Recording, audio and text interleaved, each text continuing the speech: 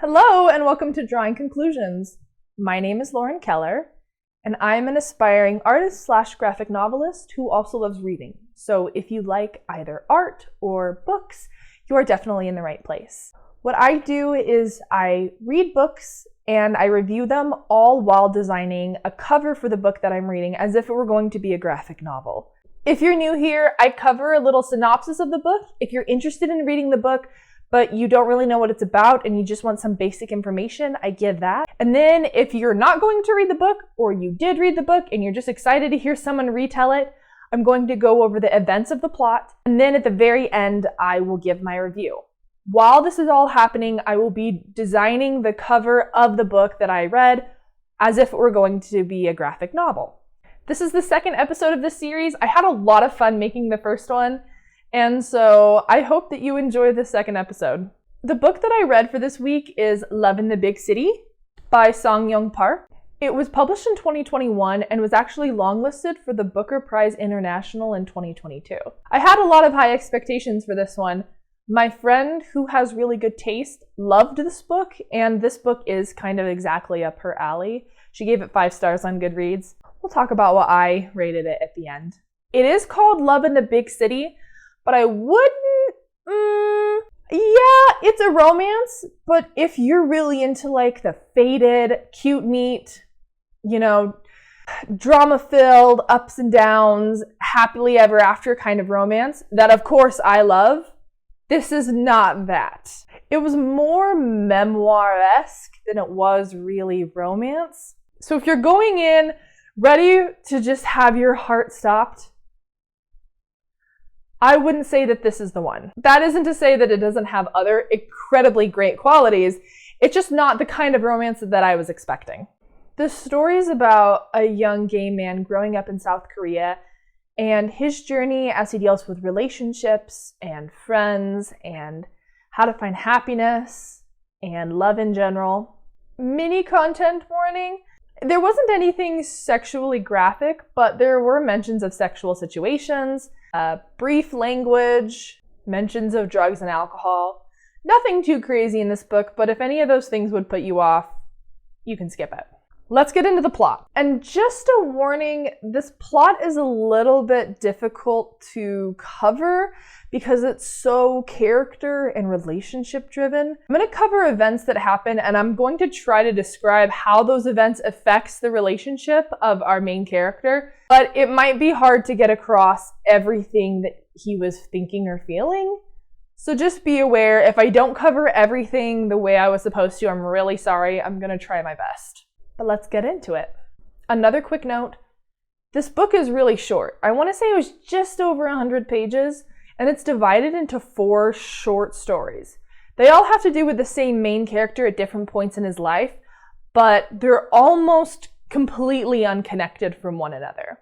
Each short story was like 20 to 30 pages, some longer, some shorter. So I'll cover what happens in each short story. Our main character is Young, who is a gay man living in South Korea in Seoul while he is attending college. He meets Jae-hee one night while he is like outside of a bar kissing a man. She runs into him. I think they knew each other from something, but after this encounter, they quickly become best friends. She is also quite sexually active and feels rather judged by the people in her life in the same way that Jung also feels rather judged by the people in his life, and so they kind of form this connection with one another. Like it's these two against the world. They have a rotating list of sexual partners. Like she will bring people over, he's bringing people over, it cycles over, but through all of this change, they are each other's constant. No matter what has happened, they are there for each other. Something about living in Korea I heard is that eventually you will get called into military service. All men are called into military service. And Jung gets called into military service. He goes into the military. He stays there for a while. And then once he gets back, he moves in with Jae-hee, who has had her own set of adventures while he was in military service. But they move in together. Again, they continue to be each other's constants through all their highs and lows. One night, somebody comes over that Jung had dated who was upset that they broke up, and he's like screaming outside and he's out there trying to take care of it, and Jae-hee comes out and just like takes it away and takes care of it. Another time, Jae-hee finds out that she's pregnant and wants to have an abortion, and he takes her to the abortion clinic and helps take care of her once it's finished. This isn't without their fights. It's not the perfect relationship, happiness forever, best friend kind of thing that you're expecting. They do fight. And in fact, at one point, he even like moves out over something. But eventually they always realize that they're friends and they come back together. However, the fighting starts to pick up when Jae-hee meets this guy who she likes more than the rest. Yoon thinks this is unusual because usually she just like rotates through men like it's nothing. In this case, she has become really attached to someone, which he thinks is a little strange. She ends up deciding to marry this guy, which is a little bittersweet for Yoon. In the course of her dating this guy, it has really drawn a wedge between him and Jae-hee because her fiance didn't like the idea that she was living with another guy, and Jae-hee ends up outing Yoon so that she can reassure her fiance. Yoon doesn't really care about being outed. He's not like, completely out there living life as a gay man, but it was also not her secret to tell. He ends up forgiving Jae-hee for this, but there's still always something weird between them after this happens.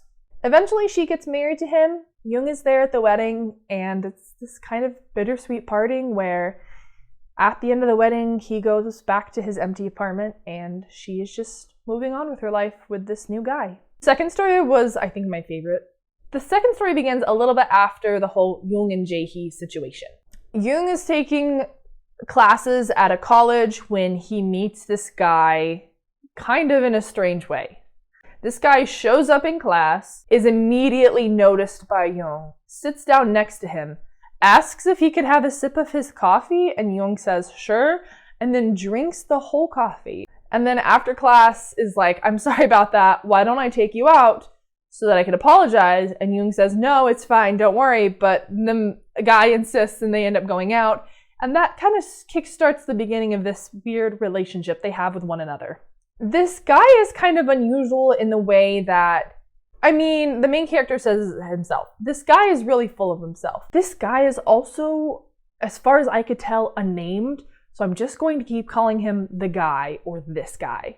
This guy is really full of himself, has a high opinion of the things he thinks about, judges others harshly, including Yoon, but Yoon is deeply infatuated by this guy. This is obviously the makings of a toxic relationship. Yoon starts writing a journal where he documents all of his thoughts and feelings so that he can start to understand the situation better. While all of this is going on, Yoon's mother has been hospitalized for cancer. She's had cancer for a while now. She's gone into remission, it's come back, and Yoon has dedicated a lot of his time to taking care of her. However, she is an evangelical Christian, and she has not accepted that her son is gay. In fact, when he was younger, she actually had him hospitalized, and even though he was ultimately released and still loves and takes care of his mother, it was something that he was never really able to forgive her for. So his mother is sick with cancer and he's dating this weird guy. And Yoon is stuck kind of between hating him and loving him. Every interaction that they have is not really on his terms, it's on the guy's terms. He is always trying to do things to get this guy's attention, and it's never really enough. But every time he throws him a bone, he just comes crawling back. Things start to get a little bit weird when Yoon realizes that this guy might be ashamed of the way that he is. And by that, I mean that he is gay and he's dating a man. Yoon tries to hold his hand in public, and he doesn't really want to do that. He doesn't want to act like a couple in public. And Yoon is starting to realize that it might be because he's ashamed, but he's too self-important or has too high opinion of himself to really admit that. There's a series of events that happens that kind of reinforces this idea for Yoon. One time they run into a couple that this guy knew at the park, and he didn't really let up on the fact that he was in a relationship with Yoon. It was really awkward. They ended up leaving. They had a big fight with each other, and fights kept happening more and more frequently. And then it all kind of came to a head when one night, while he was staying the night over at this guy's house, Yoon just so happened to look at this guy's laptop and discovered articles that were very anti-homosexuality and kind of blamed homosexuality for a bunch of different problems that were happening in Korea.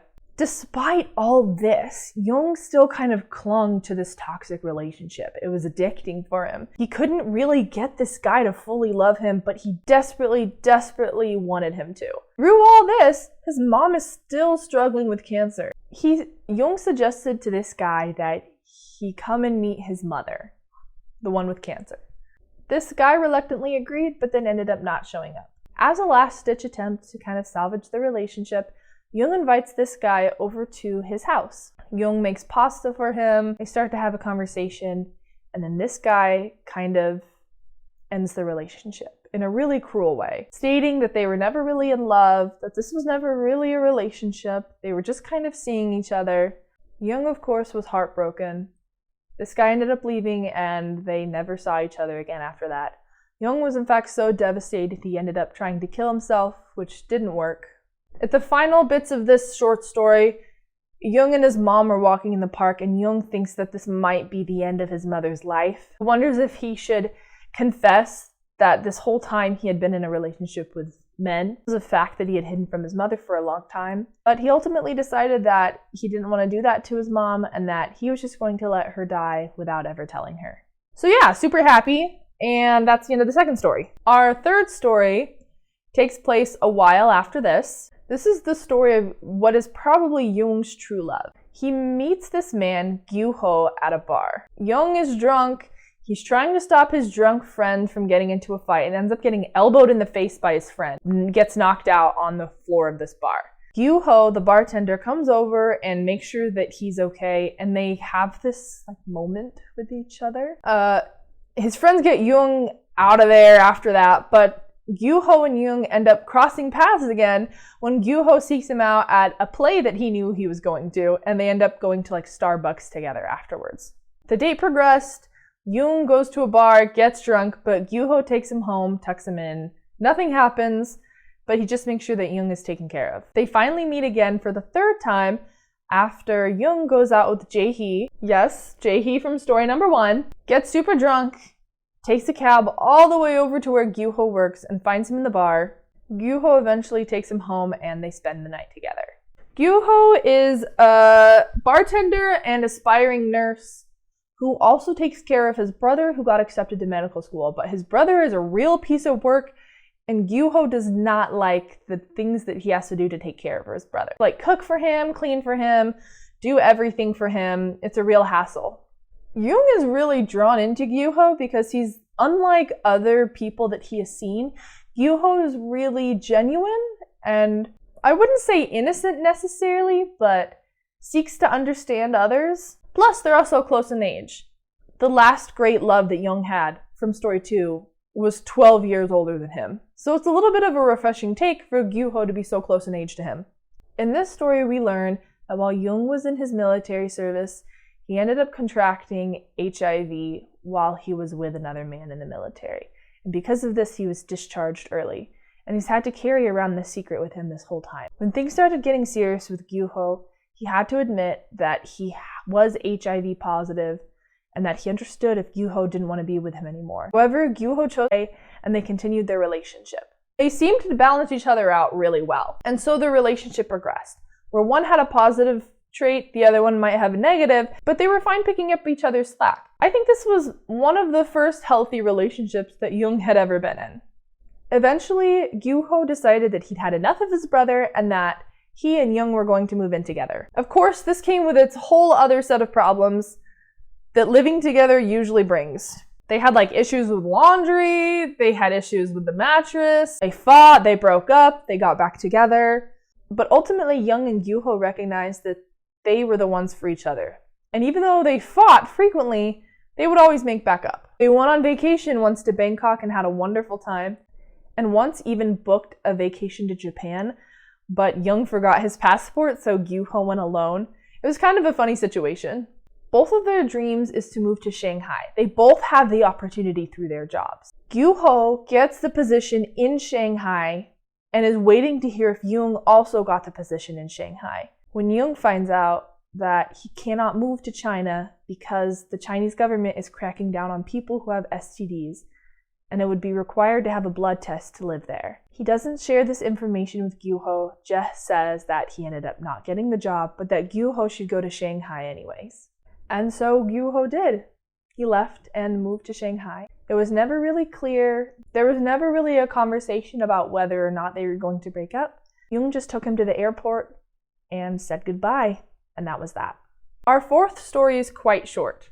After Gyuho left, Jung kind of lets himself go and is desperate for connection, but also doesn't really care about what happens to him. Quits his job, he gains weight, and he also starts hooking up with guys on Tinder. He hooked up with this one man who was quite wealthy, who happened to be staying in the same hotel in Bangkok that he and Gyuho had once vacationed at. Jung goes there and meets up with this man. They have a relationship. It's very short-lived, but the main thing that happened in this story is that Jung is reminiscing about the things that happened with him and Gyuho, especially on this vacation. Because he's in the same place that he was back when he vacationed with Gyuho, it kind of brings back all these memories for him of the things they did together and how they felt for one another, and it's really sad, the fact that this is all over. And that's how the book ends. Yeah! I would not say it was a happy book. I would not put it in the happy book category. That's not...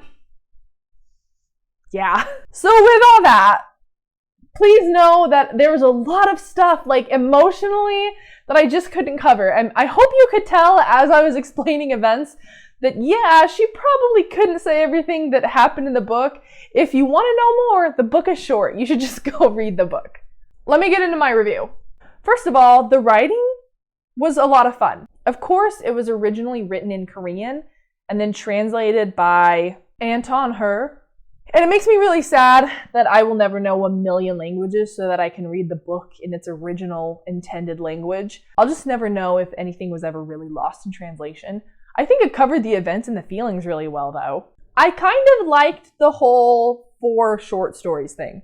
I did not at first, though. I was kind of reading through the first short story and a little bit lost, and then they hit me with the other one, and I was still a little bit lost. But it's an interesting way to set up different events that are important to a character without having to connect them through some larger narrative. One thing that all the stories did that I thought it was kind of interesting is that all 4 short stories started at the end. For example, in the second story, Jung was like contacted by this guy and was like, oh, hey, I know it's been 5 years, but I just wanted to return this to you. And then Jung would be like, we had met years ago, and then would kind of share what had happened up until that point. All 4 short stories did that, which I thought was an interesting device, especially if this book was meant to help you reflect on where you are now and how the events of your life got you to that point. A lot of people in the reviews I read said that the book was really witty and dry and that at times it was funny.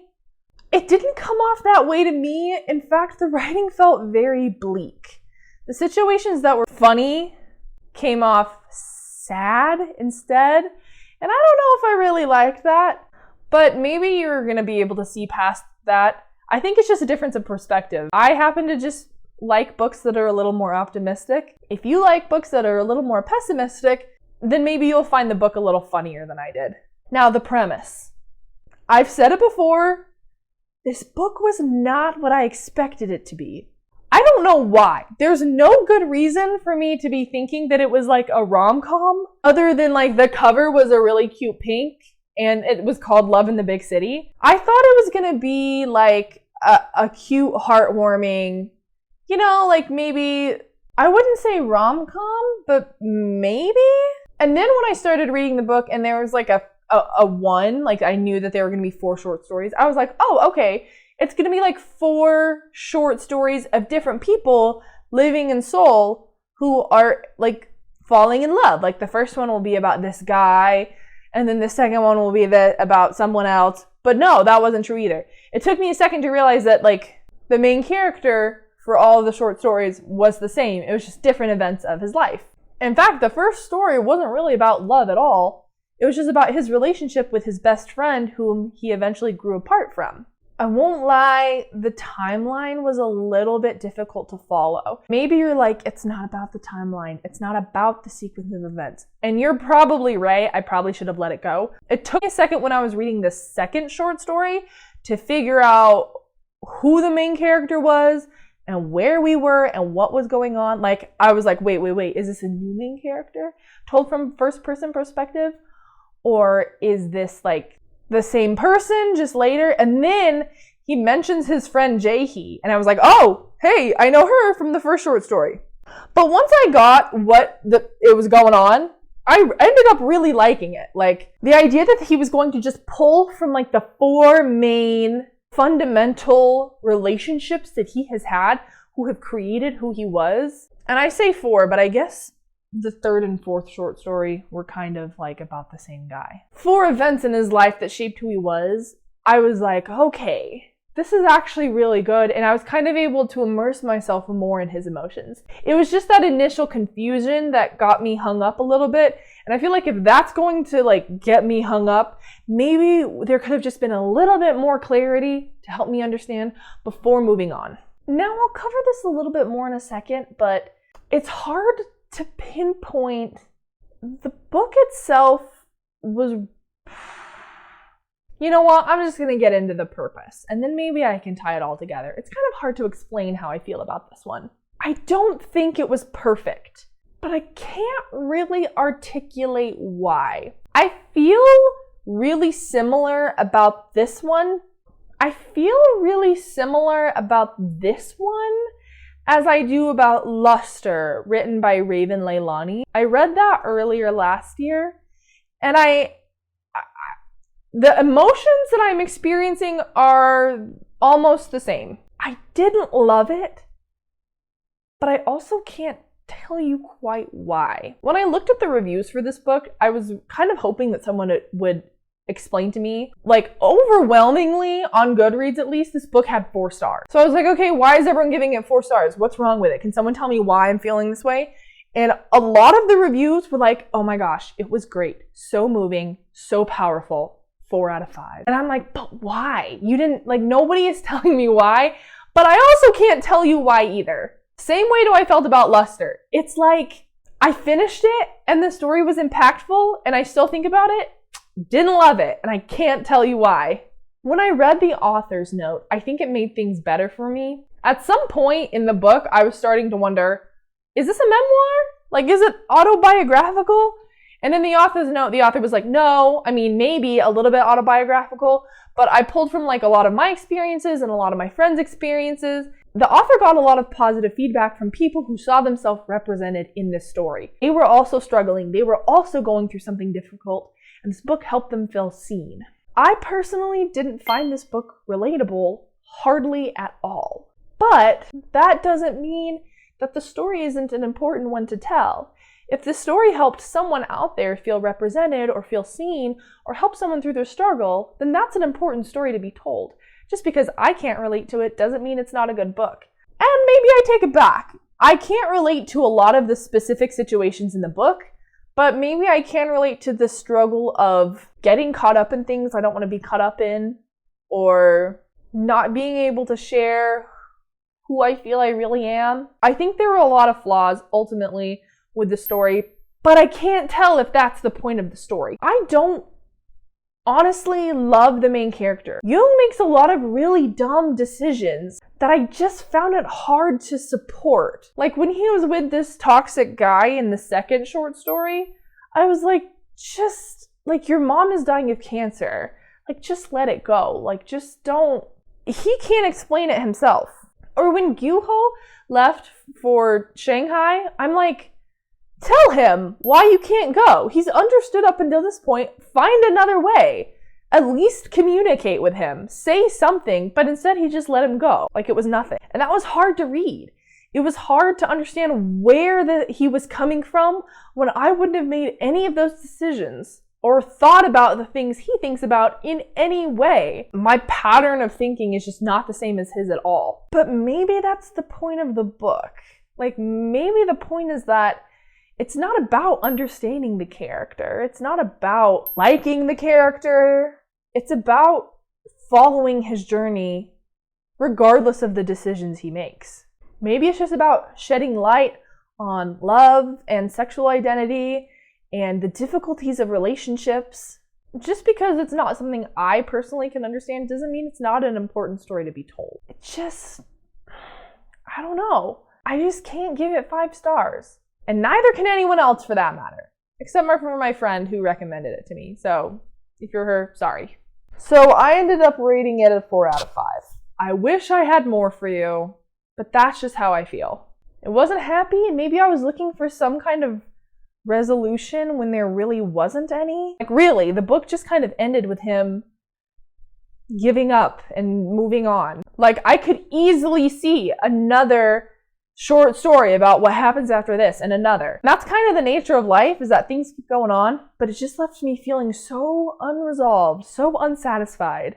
I don't know. Yeah, this one was sticky for me. Short, but I don't think I could have handled it being any longer. It was hard to read. But if you're into books that are hard to read, then you should read this. Anyway, let's talk about the cover I designed. I wanted to kind of keep some of the elements of the original cover. I did like the whole pink fading to blue, and I was like, oh, here's a brilliant idea. I'll just like do the cityscape. You saw me draw like 2 lines. Then I was like, no, I don't really want to do the cityscape because then that's just like copying the original cover, and I kind of wanted to do something new. And I could have put the original cover straight underneath, like, and then done the lettering how I wanted it to. But I was like, this one's so focused on relationships. I was planning on just having him in the center of the cover. I was like, what if I just did like a bunch of people? Like, it's a big city. And I was planning to just do, you saw me draw all those circles. I was like, okay, this is gonna be fun. It's gonna be relaxing. And I did like 1 letter. And I was like, I cannot keep doing this. I maybe should have enjoyed the process more, but I didn't. I got really tired after 1 letter. And I ended up just taking that and copying and pasting it to all the other letters. I think it's fine. I think it still turned out really well. And then in the center, I just put like 1 guy on his own. I left the rest of the cover plain, and I think it kind of worked out well that way. I can see this is the cover of the graphic novel adaptation of this book, which, by the way, I think the graphic novel adaptation of this book would be terrible. I don't think it should have one. I think it's way too like internal monologue based to have a graphic novel. But that's just me. Anyway, I hope you had fun watching this video. I had a lot of fun making it. If you didn't read the book, I don't know if I convinced you to read it or not. Please, if you like this video and you want to see more, subscribe to my channel, like this video, share it with your friends. Down below, I have the reading schedule. I have the next 10 books in advance. Again, I can't promise that won't change, but I'm going to do my best to keep it the same. I believe the next book that I am reviewing is A Psalm for the Wild-Built by Becky Chambers. Exciting stuff. Thank you so much again for watching. I really appreciate it. And I hope you have a wonderful day. I'll see you next week.